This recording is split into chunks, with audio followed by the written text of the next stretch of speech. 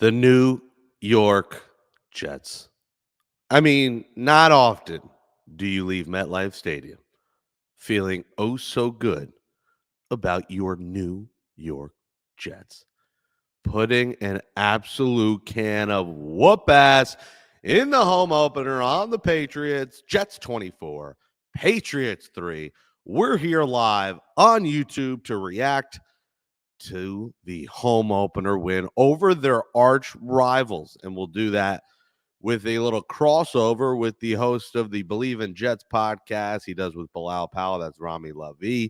He'll hop on here in a minute. It's coming up next on a Happy Victory Friday edition. It's Friday. Where's Rebecca Black when you need to hear her? A Jets Victory Friday edition of the Sick Podcast.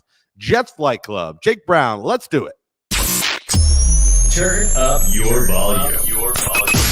Because you're about to listen to The Sick Podcast. Jets Fight Club.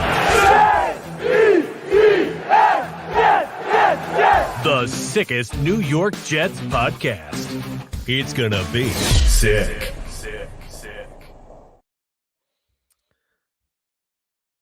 A lot of times, you leave MetLife Stadium miserable. The trek, the traffic, the parking, the worst stadium in the sport, the terrible food in the stadium, the lousy product you just watched on the field. On Thursday, September 19th, 2024, just about over a year since that fateful day when Aaron Rodgers went down in the fourth snap of the season, you left that stadium feeling like $1 million. Feeling like someone who's finally seeing a product that they've been waiting oh so long for. A product that you hope ends the longest drought in sports. A product that you hope plays deep into the month of January. That is what you saw on the field at MetLife Stadium on Thursday night. Home opener, arch rival Patriots in town, prime time, Amazon prime time football. Hall of Famer completing pass after pass after pass. I'm not going to say it 27 times, but 27 for 35 for 281 and 2 tutties.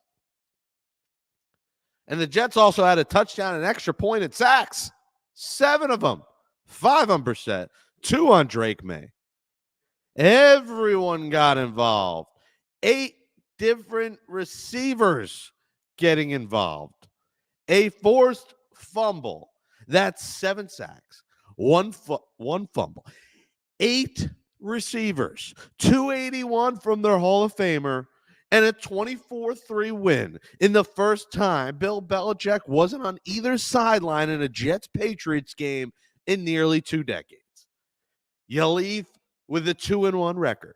You leave feeling oh so mighty that maybe this is the real deal with gangrene. The stadium buzzing, fireworks, light show, tailgates. I had a blast. And a lot of times the blast is before the game in the first quarter and the fireworks, and then it ends there like it did kind of last year. Because even though they won last year, it was a magical game, walk-off punt return, you knew they were cooked with the guy they'll face next week. At least he'll maybe be sitting on the sideline, and Zach Wilson when they take on the Broncos at MetLife Stadium. And Zach Wilson potentially could be on the sidelines for a whole different scenario, watching the guy's place he took that is now carving up defenses. It's an A-bomb from A-Raj. Conklin monster game. Lazard touchdown. They only needed 5 for 33 and a tutty from GW. Garrett Wilson. What a victory for the Jets. Jake Brown, Jets Flight Club podcast at SickPodJets. Smash that thumbs up if you're watching on YouTube. Comment below how fired up you are about the Jets. And if you're an audio person, Subscribe on Apple, Spotify, wherever you get podcasts. Give us that 5-star rating. Write a nice review, and follow me and subscribe to my YouTube at Jake Brown Radio. Follow me on TikTok, all across the board at Jake Brown Radio. Give me a follow there. Let's bring in our guest as he waited on that soliloquy. I feel better now, Rami Lavi, that I got that out of my system. Very tired this morning. My feet hurt, my back, my neck, my pussy, and my crack. It all hurts. I actually might go get a massage today. Just the amount of walking I did, it was like 15,000 steps. I was all over. I was an American Dream before the game. I was supposed to interview Julian Edelman. Apparently, he just didn't want to do interviews. It didn't end up happening, but had a good time hosting a little tailgate, Savvy Seats, fun little tailgate. But then the fun time was the game. And Rami, it's not often that we can enjoy a Jets football game, especially at home, because not only have they been bad in the past, the weather is the last couple of years, there's been a lot of rainy games. If you remember last year, the opener, there was the thunder delay, and everyone was like, they were like, get in your car. So even the people tailgating had to like go in their vans or their, into the Gotham City crew van, or they had to go seek shelter. Well, there was no seeking shelter. There was watching great football. Rami Lavi, Believe in Jets, he does with Bilal Powell with us now. Rami, I mean, you were working that night, so you watched the game. I actually a lot of times like watching better on TV. How was it watching, and what do you think of the product we just watched? Because I think that's at least some of the football, maybe not the timeouts early in the third quarter that we want to see, but at least moving the ball down the field the way they did, the way the defense played. That's the kind of football and brand we want to watch. I mean, it was unbelievable. And first of all, thanks for having me on. And I don't know if you saw the video of Rebecca Black at the Boiler Room going around this week, because you did mention Rebecca Black on Friday. So, I mean, maybe we should be pumping that all weekend, because today does feel like just an incredible Friday after that Jets win. It's crazy. And that's the brand of football that we've never seen as Jet fans.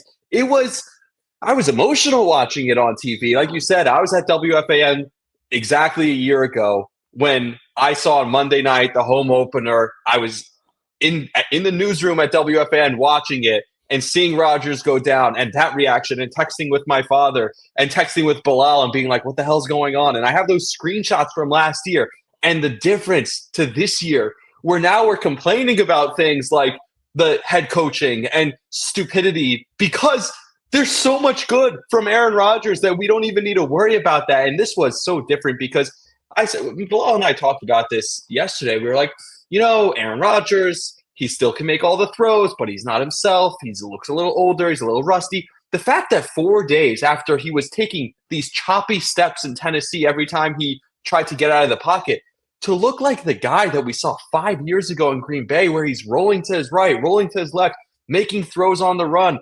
scrambling for first downs a couple of times. What was I watching? So seeing it on TV, I think the difference is that I'm seeing every little detail, every little replay, and seeing it over and over and over again, just how good this guy was, because this is as good. And I don't even want to say 2022, because Rodgers in 22, that's when he had the thumb injury in Green Bay. It wasn't a great year. This is as good as I've seen Aaron Rodgers play since his MVP season in 21. And I truly mean that. 3 rushes for 18 yards. I mean, it's not often we see him run and look the way he did. And he didn't see the tackle coming from mine. And when he hit the turf, I was like, oh, no, not again. And, they tackled out of bounds. And, yeah, he was elusive. And if he could use his legs and get out of the pocket and have time the way he did, boy, this could be a really fun season. Again, they got to overcome the poor coaching, because my gut tells me the 2 early timeouts were probably because of a poor Hackett play call. They didn't get the play in right or something. Always blame Hackett in the end. I feel like Rodgers gets the benefit of the doubt in a lot of these cases. I'm sure sometimes it's fault. I don't know if they asked him after the game what happened with those timeouts. I feel like everything was so good and dandy, they didn't address that. But I didn't see. I saw the other clips, and the one clip, it's always a confrontation that gets caught. It seems it was more playful with Rodgers and Saleh, where Rodgers essentially pushed him. It looked like they were going for one of those awkward hugs. I've had it many times with my uncle, where you're not sure if he's going for the handshake or hug, and then my hand gets caught in the middle and gets crushed because it's a hand hug, and you're in the middle. And that's almost seemed like it was. But he said after the game, Rami, that it was him saying 2-score lead, and we could celebrate 2-score leads. Well, they had a 2-score lead for a lot of this game, and I think that was so key going up against a Patriots team that very much is defense/run game that when they are forced to pass as much as Jacoby Brissett did, you saw how ugly it got. I'm shocked he ended up 12 for 18. I think it's just a matter of he had to take sacks and, they ran, 15 times and they didn't have the ball a lot. They didn't get many first downs where he didn't have many throws. So 12 for 18 looks good, but 98 yards. He was sacked 5 times. And I think the Jets' recipe, Rami, worked was let's shut him down early. Let's go up early. I know Zerline missed a field goal way off, which is rare for my fellow bald friend. Legatron, Zerline's Airlines, Zerline's Airlines. He's got a lot of brand names with his name. But otherwise, they took a two-score lead or at least 2-possession lead early. And it seemed, I know it was only 14-3, but it seemed over almost at halftime. Yeah, and part of that was they've understood that this was going to be a backup offensive line, right? A couple of rookies getting their first starts. And Robert Saleh, something, again, I talked about with Bilal in the pregame was we can't have Robert Saleh relying on getting pressure with 3 and 4. Something he's so dead set on. My defensive scheme is we get pressure with 3 and 4. Well, sometimes you got to take the scheme, tear it up, and throw it out the window and change the scheme. And we saw it. He was sending blitzes from the safety position. He was sending Quincy, the linebacker, in on blitzes, sending 4 guys, sending 5 guys, overwhelming the Patriots offensive line, running stunts up front with Quinnen Williams, and he was getting home and getting pressure. I mean, freaking Will McDonald all of a sudden looks like Hassan Reddick out there. He has 5 sacks in the last 2 weeks. So, in the last 5 days, I should say. But it's really unbelievable what the Jets front was able to do in this game, and they controlled the game. Much like the first game of the year, where it felt like the Niners' offensive and defensive line controlled that entire game, and the Jets were never able to get into that game because the game was controlled in the trenches by the Niners the entire time. This was the exact opposite. The Jets controlled the trenches the entire game, and so the Patriots never even got in the game. And, you mentioned the things on TV. Kirk Herbstreit did at some point. He broke down a scheme that the Jets were running in their run game on the offensive line, how they were having AVT get in the gap, make an initial block, and then be the lead blocker for Breece Hall and Braylon Allen on some of the runs. So the game was totally controlled in the offensive and defensive trenches. And what's funny about, you mentioned the Hackett thing, Rodgers also, they mentioned this on the broadcast, said, we talked to Aaron Rodgers yesterday, and Aaron told us he wants to have a great game and a great season so that he can prove the haters of Nathaniel Hackett wrong, so that he can prove how great Nathaniel Hackett is. So the love affair is still going on, in case you're wondering. He did not blame Nathaniel Hackett for those timeouts. He took all the blame himself. Oh, those were my mistakes. Well, it didn't matter because everything, there is nothing to complain about from this game. Yeah, the only thing to complain about is Morgan Moses' injury. Your hope, and even is today, okay. Saleh said it's not going to be season ending. There's going to be more tests, and we'll see what happens. So that came out today. So I'm assuming. I assume it's like a sprained MCL, which means maybe it's 3 to 6 weeks. He walked off, Yeah, I didn't. When he walked the way he did, I was like, it's not a torn ACL, but it's a knee injury, and he's going to miss some games.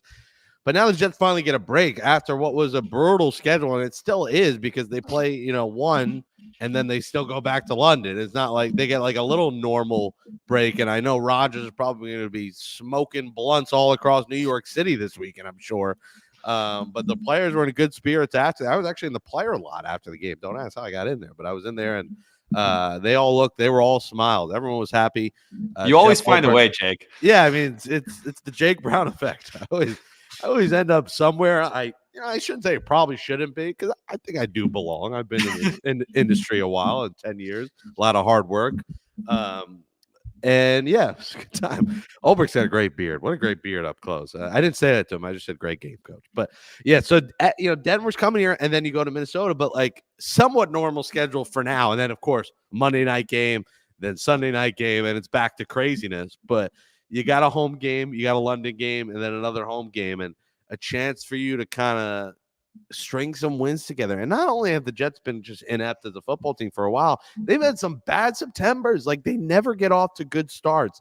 So as it's only 2-1, but let's say they win Sunday, and like you have to beat Denver at home. That's one of the games you circle on this schedule and say you can't lose to Bo Nix. And if Bo Nix gets hurt or is replaced, his replacement is the guy who was inept for you for very long. And I don't want Bo Nix to get hurt, but I almost want them to I'm be dying for Zach to play. I know. I want to see this defensive line get after him. I almost got to come back up here to go to this game. Just like if especially if they say, hey, Zach won't be the starter.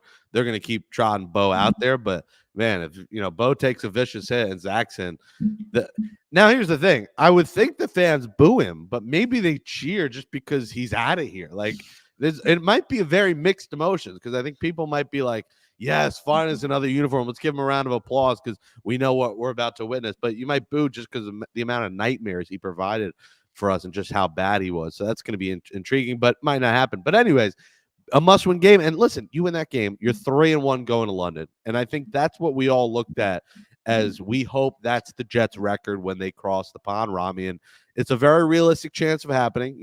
Knock on wood, hopefully everyone else stays healthy because you still have lost Jermaine Johnson. You still do not have Hassan Reddick here. So if you want to be the devil's advocate and the glass half empty kind of person, like maybe my old co-host, you want to go the doom and gloom route.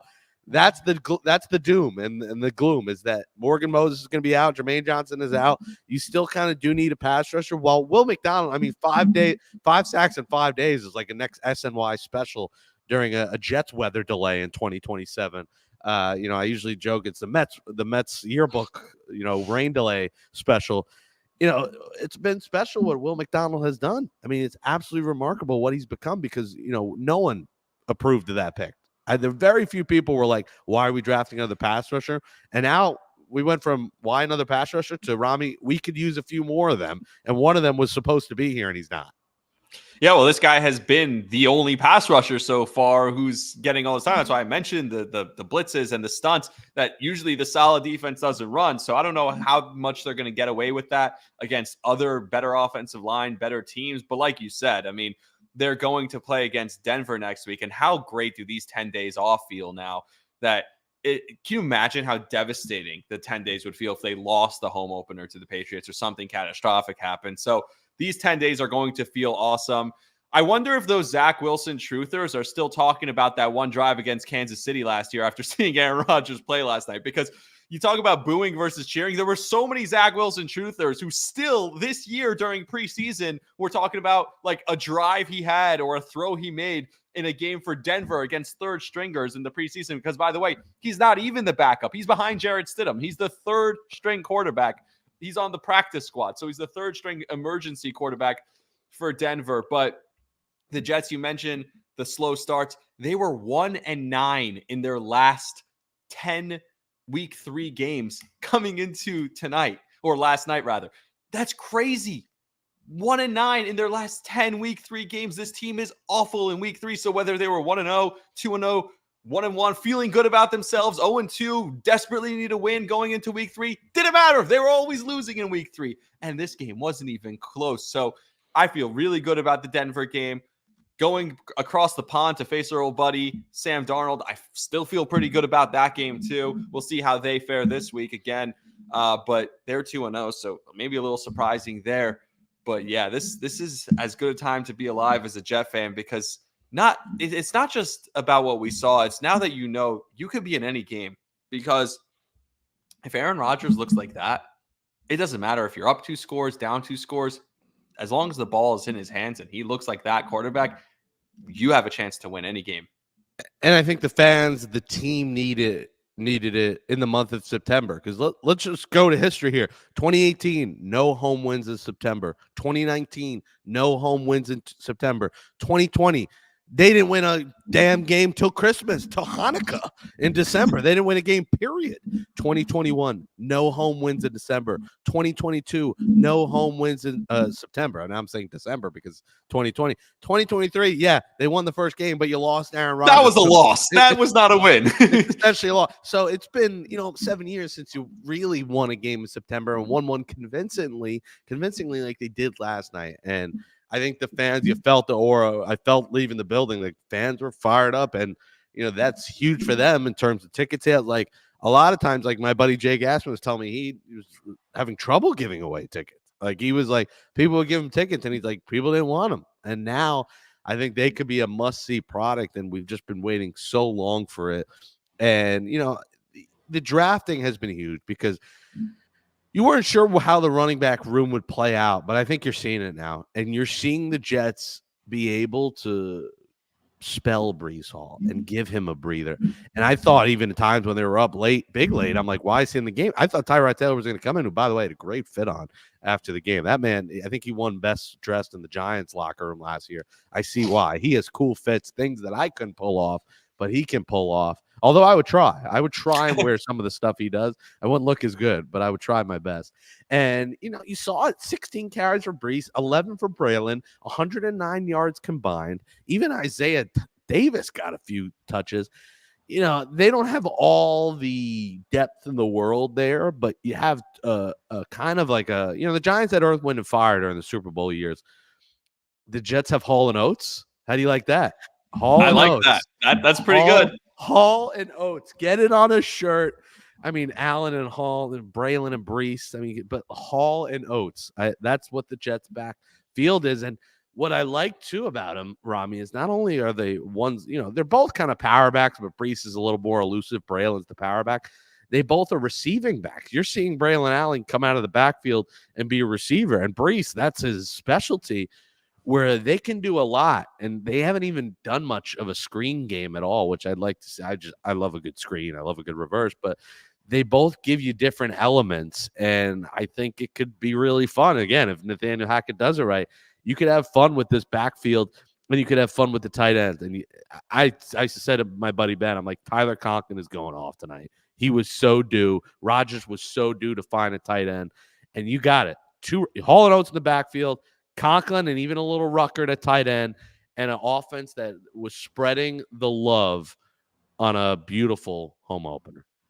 Yeah, I think Rodgers, every time he found Conklin, was on a scramble drill, actually. It was when he was running around finding the open receiver. That was super cool to see also, that every time Rodgers left the pocket, Conklin was like, all right, I know what to do. I'm going to run around back there. Dare I say, a little bit Kelsey and Mahomes like, right? We know that when Mahomes is in trouble running out of the pocket, that Kelsey's going to break off the route and just get to a spot that he knows Mahomes can find him in, a soft spot in the defense. So we saw Conklin doing that, maybe not the sharpest route runner or anything like that, but when Rodgers is in trouble, he can find the soft spot in the defense. And you mentioned the two running backs, and something Bilal texted me this morning is, because of how good Braylon looks, he looks explosive. The second he gets the ball in his hand, there's just a burst right there that maybe even Breece doesn't have. And I think Breece came into this year thinking, I'm the running back one on this team, and I'm going to get a ton of carries. And if you're a fantasy football player, everyone knows he was going number 1 in drafts or number 2 behind Christian McCaffrey. People were taking him really high in drafts and thinking, oh, this is going to be a monster year for Breece Hall. He's one of the top 5 running backs in the league, blah, blah, blah. And now it's like, oh, wait, there's this other guy who's really good. I think they're going to push each other. And you mentioned some of the screen game and the stuff that they could do. I hope Nathaniel Hackett's thinking of ways. I hope he's back in the office today. He has 10 days. Those are not 10 days off. It's 10 days to draw up new plays, to use the 2 tight end set, to use a 2 running back set. Because you remember the Braylon Allen receiving touchdown. It's a fake screen to Breece and then a screen to Braylon Allen. That's how they scored the touchdown. So how many different creative things can you do when you have to account for both of those guys coming out of the backfield? Fake toss to one, throw it to the other. And that's what we said. He's got to become more innovative. He's got to become with the times. He's got to become more modernized for them to have success against better teams. Because remember, these were the Titans of the Patriots. So this is all fun and dandy, but the big boys after Denver are coming up, including Minnesota, who is actually really good right now. Yeah, no, these defenses, and you mentioned Minnesota, Brian Flores' defense, his scheme is much better than anything we've seen. So again, we're going to see much better defensive schemes. So yes, you have to get creative with those guys. But the fact that you have 2 guys that are both going to be pushing each other to, hey, I want to be the best running back in the league, and I'm a rookie who wants to just set records for a 20-year-old guy who's just going to keep getting better and better, I think it's only a positive for the Jets. And even in a game where the entire game plan essentially was, let's eliminate Garrett Wilson, the Jets offense was so fluid without him. And that one throw at the end when Rodgers threw it down the right side and he just underthrew Garrett Wilson and kind of bounced to him, that would have gotten Rodgers over 300 yards. But also, that was like the only time Rodgers actually like missed the throw. And it's like, damn, that's the only thing we left on the board. I know that there were penalties on the first drive and a sack that knocked them out of field goal range. They probably score at least a field goal on that drive. They had obviously the missed field goal at the end of the first half. So it felt like they could have put up 40 points in this game. It was fairly smooth sailing after that slow start. I missed a little bit of the beginning. It was a pain in the butt getting in the stadium last night. I'm not shocked. But for different reasons than usual, tickets weren't coming up on Ticketmaster. They came up, but you couldn't click them because I was told because of certain iOS updates and issues with Ticketmaster. This is not a new problem. This is a consistent problem with Jets games. But this is new where tickets literally weren't hitting. Like, I know you can't add them to the wallet. I know NYJ Matt complains about that on Twitter a lot, but you couldn't click the ticket where there was nothing to scan. So they had to have a ticket rep come to the entrance and get people in the building. It was something like I never seen. Like, we saw Drewski on our left, all iced down in Fernando Tatis jersey, as we're at the box office. And she's like, all right, this lady will help you. She has to scan people in, and it was delaying the process. And I was like, I'm shocked they even answered the call to ticket rep to show up, but that's besides the point. Well, I went to the box office because the number, it was taking forever. I was in the waiting room. I'm like, oh yeah, the game started. So I had to go to the box office. They had a lady come over. So it was a pain. So I missed a little beginning, but after that, it was smooth sailing for this team. And, it's a product you want to watch. And like I said, these are some cookies. You get a cookie next week, but I mean, let's just take off the Patriots game. I'll just list the teams they're playing, and you'll see that they're all essentially going to be some kind of contender. Vikings, contender. Bills, contender. Steelers are not bad. I think a lot of people thought they'd be bad. They're a decent team, and that's a primetime game in Pittsburgh. Never easy. Texans, good. Cardinals have played well. Colts are a good team. Seahawks are a decent team. Dolphins are, we'll see who their quarterback is in December, but a decent team. Jaguars are a decent team. Rams are a decent team. Bills are a playoff team. Dolphins again. So besides the other Patriot game and besides the Denver game, you have opponents where you can't use 2 timeouts in the first 7 minutes of the second half. There's a lot of opponents on there that you have to be more concerned about. Jake Brown at Jake Brown Radio, Rami Lavi. Believe in Jets. This is the Jets Flight Club podcast at Sick Pod Jets. Smash that thumbs up if you're watching on YouTube. Comment below. Subscribe on Apple, Spotify, wherever you get podcasts. Next episode will come out next week. I think Eric will be back. He travels around the globe, this guy, where he goes to San Francisco for this Pac-12 as an analyst to be in studio. I mean, what happened to the remote days? He can't do a remote. He's going to fly there. Then he's coming to New York for MSU. MSG Network. It's really a commitment, and the air miles are out of control. And then he is living down in Florida. So this man is from San Fran to Florida to New York. He's traveling the globe. I mean, he's the committee of the boardroom or whatever airline. He better get all the free food and drinks at these airlines. Maybe it's Zerlines Airlines. Greg Zerline's got to come up with that name. There's just so many. His hairline is like mine. It's not great, but we are smooth and bald, and the Jets are smooth right now. And the defense really stepped up because not only Jermaine Johnson out, this team that didn't have C.J. Mosley, an anchor of their defense.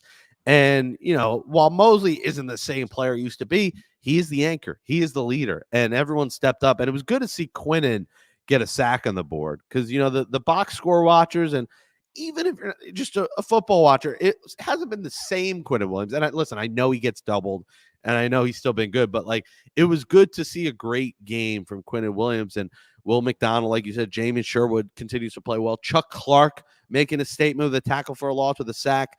7 total tackles. Quincy was being Quincy. And the forced fumble. Yeah.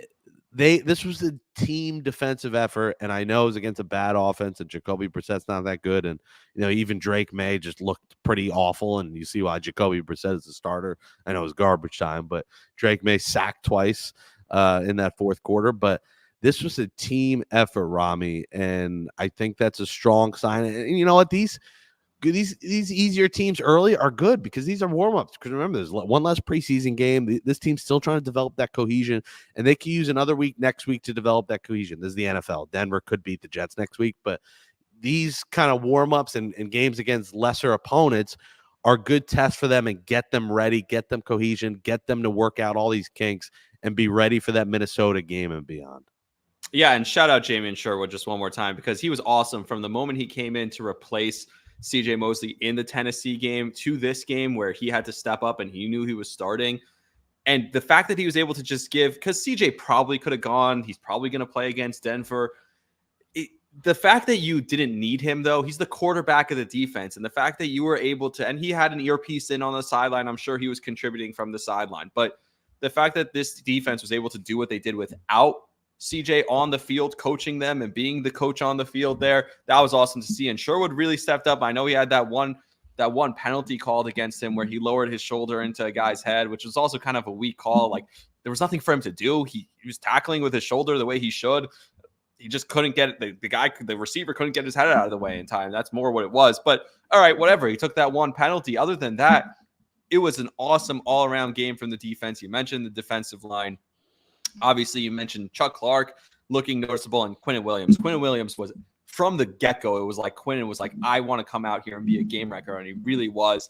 It wasn't just the sack that he had. He was in people's faces. He was tackling guys, or getting at least to the running back. And even if he wasn't making the tackle, he was blowing up plays in the backfield, and someone else would step up and make the tackle. So Quinnen was awesome in this game. Quincy's been the best player on the defense. It's great to have DJ Reed back because you just remember what a great tackler DJ Reed is when he steps up in the run game also and is able to step up and make a tackle.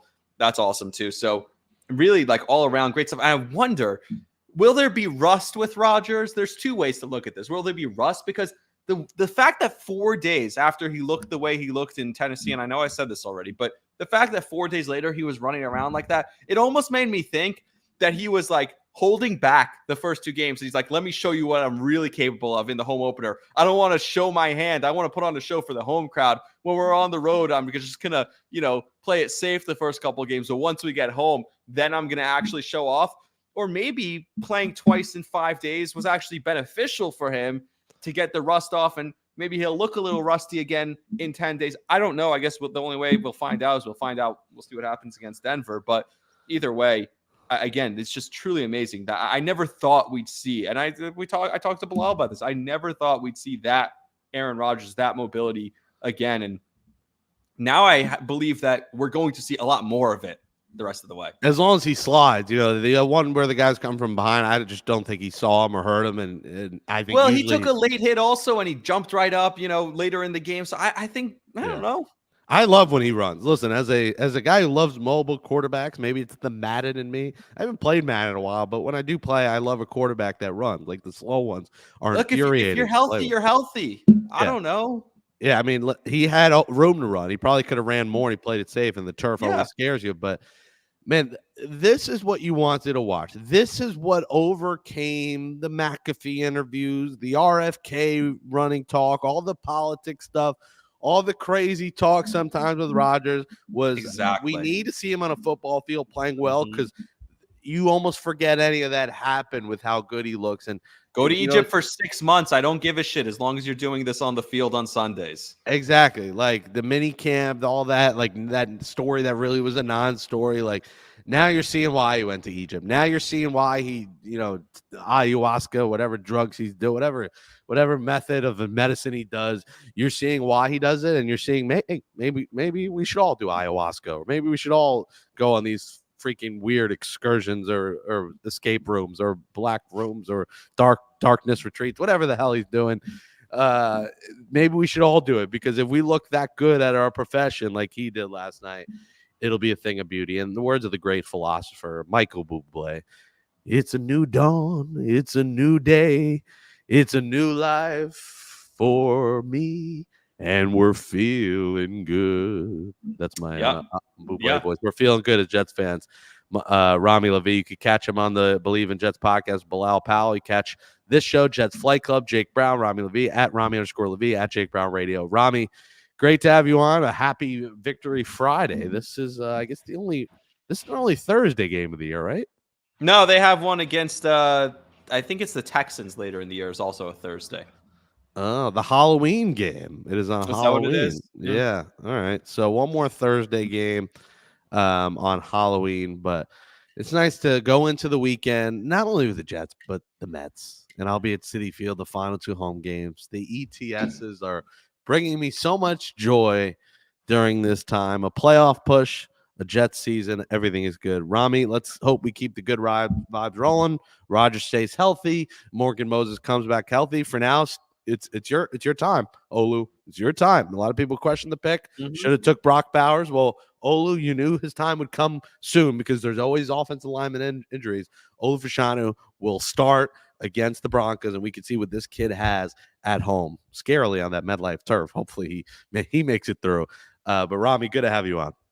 Appreciate you for having me. And yes, hopefully Pete Alonso can remember to carry the team while Lindor is out. Yeah, Pete Alonso's done. He's not coming back. He's gone. He's got a week to change that. Yeah, change the narrative, Pete. He's Rami Lavi. We'll catch up with him again soon. I'm Jake Brown, the Sick Podcast, Jets Flight Club. Keep on rolling, baby. Let's go, Jets.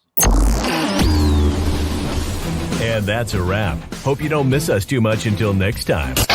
Follow the Sick Podcast, Jets Fight Club on YouTube, Instagram, Facebook, Google Play, and Apple Podcasts.